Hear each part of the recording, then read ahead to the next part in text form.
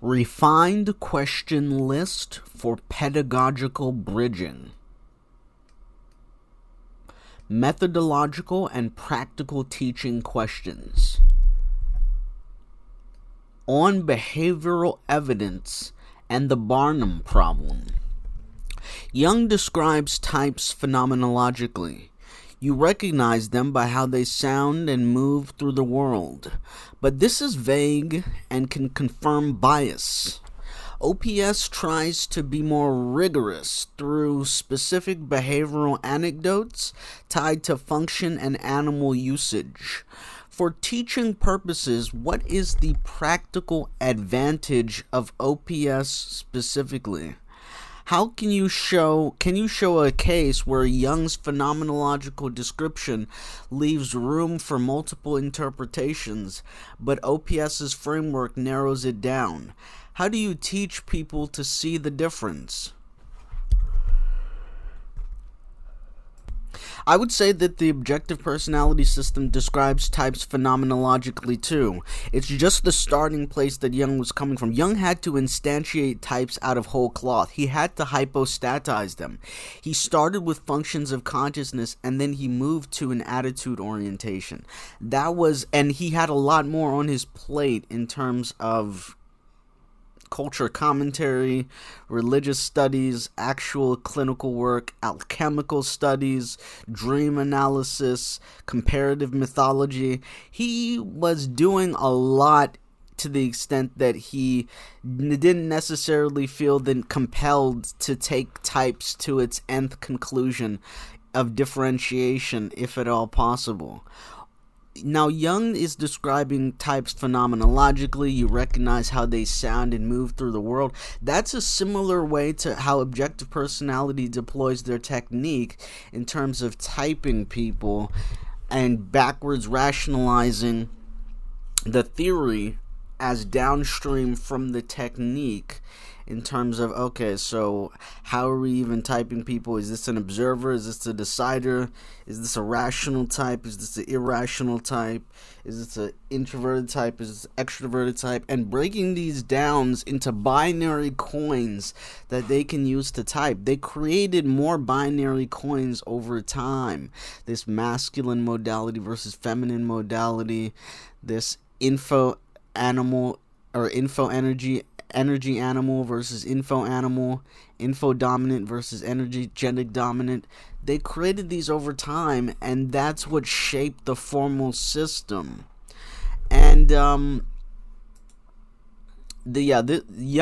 when talking about Jung, saying this is vague and confirm bias because it's phenomenological.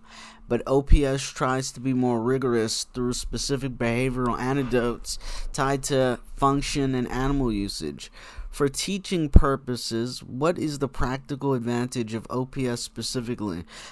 For teaching purposes, the practical advantage of the objective personality system is that it introduces far more degrees of movement that you can use to type an individual, that you can use to recognize ontological differences within the psychological construction of an individual. In the context of orthodox Jungian psychological functions and psychological types, we would be talking about a specific MBTI stack. That's a 4-letter code. That's the Grant function stack. That's 16 types. In objective personality, we're talking about 512 types, and with the advent of social types, we're talking about 2048 differentiated units in terms of a difference in how we can talk about the mechanisms of action of the psyche. The reason why social types are left off is because I don't necessarily know how they apply to the psychological functions themselves, whether there's a correlation or it's just another higher order combinatoric layered on top of the animal functions in a different combinatoric space that's not necessarily anchored with the animal functions themselves. But for teaching purposes, what is the practical advantage of objective personality specifically is that key difference is that it implies an ontological shifting. It implies a theoretical rescaffolding in terms of the 16 functions being R positive plus R in terms of ontoclean distinctions. You learn more about the functions themselves in this splitter's frame in terms of philosophy of science, where they're saying, okay, no, instead of the 8 psychological functions, we're actually talking about 16 psychological functions.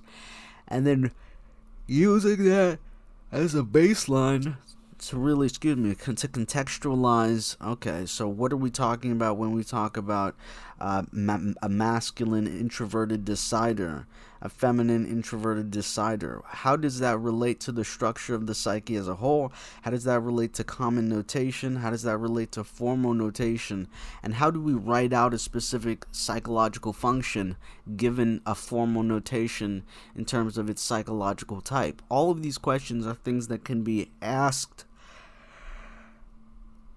and answered in the objective personality system, as opposed to in MBTI proper or orthodox Jungian psychological types, where we're dealing with far fewer degrees of separation.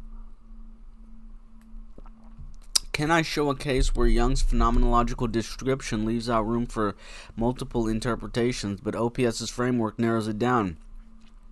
This is back to this backwards rationalizing of technique, when we're saying, okay, in order to type someone, they had to come up with modalities. In order to type someone, they had to layer over animal functions as a higher order combinatoric.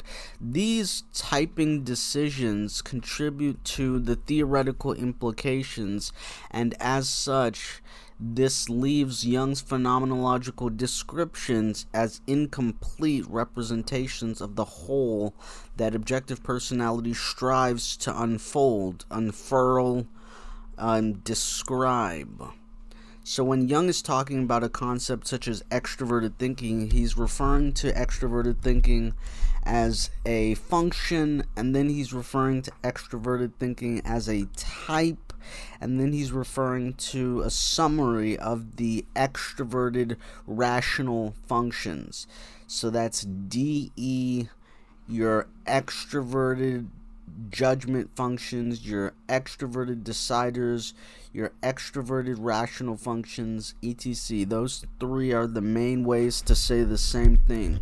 You're saying the same thing as extroverted decider, extroverted rational, and extroverted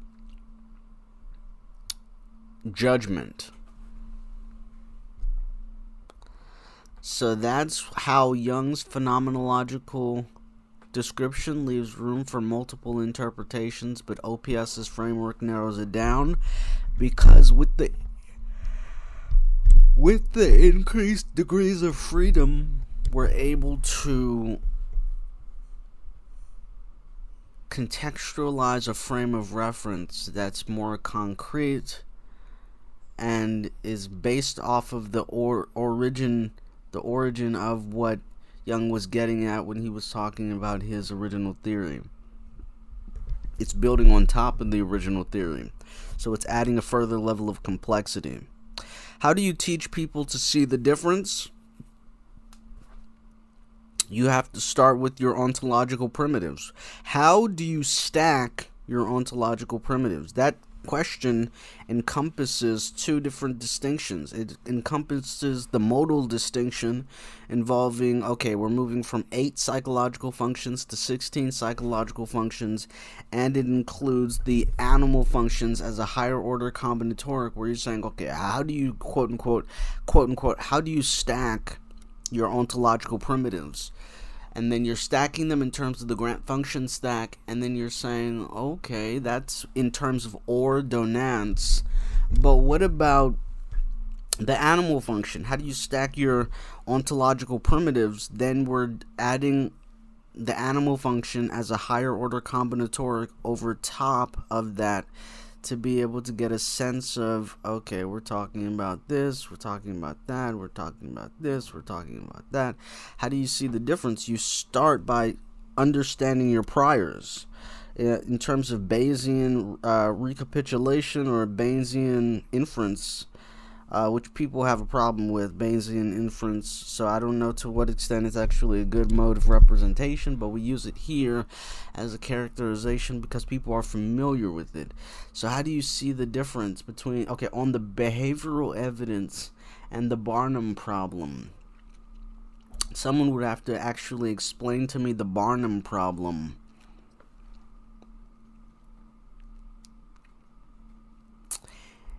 Okay, it is vague because it can confirm bias, but the issue here is that the way objective personality has echoed its system in terms of its double-blind nature is that it's saying, okay, based on these behavioral instantiations, we can fix a linguistic predicate to be able to instantiate these specific coins that refer to switch gates that equate to formal notation, so that we can come up with a 512 type, or now a 2048 type. So they use these formal linguistic instantiations in terms of typing to be able to get two independent actors to come to the same conclusion irrespective of the other. So they come together after they've independently typed an individual to say, hey, this person is this type, this person is this type, let's confer. Now you may say that they know each other, they're friends, they're family, they are related, they are close confidants, but they specifically say, hey, we isolate people in separate rooms and now separate like residences and different, especially when they're onboarding new people into the system to actually be able to type, they're creating these formal distinctions. So how would I teach people to see the difference? I would say you have to start at the baseline of how do you stack your ontological primitives. You start that by bridging the gap between, okay, it's no longer 8 psychological functions, now it's 16, and then 16 times the grant function stack equals there's 64 grant function stacks now because of that 16 times 4. Or is it 8 times 4? We have to figure that out. I think it's 16 times 4.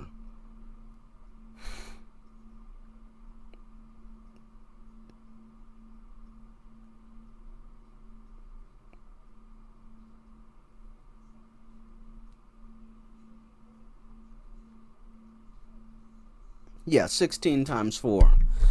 And then you say, okay, so once you have those 64 grant function stacks, then you add the animal functions as a higher order combinatoric. They link the functions using an ordinance structure, or donance. And it's 1 to 2, 1 to 3, 2 to 4, 3 to 4 in terms of your info animals and your energy animals. Your info animals are 1 to 2 and 3 to 4. Your energy animals are 1 to 3 and 2 to 4. So explaining the difference, we're saying phenomenologically, you can recognize them by how they sound and how they move through the world. OPS claims to be more rigorous through a specific behavioral anecdotes. It tries to function, tied to function and animal usage.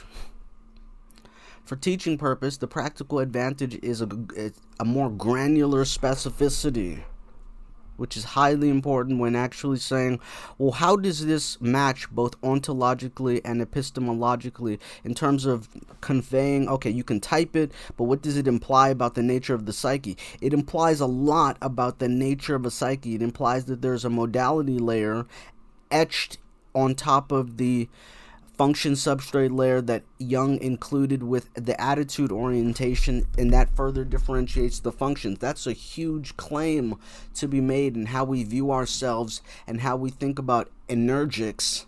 ENERGICS.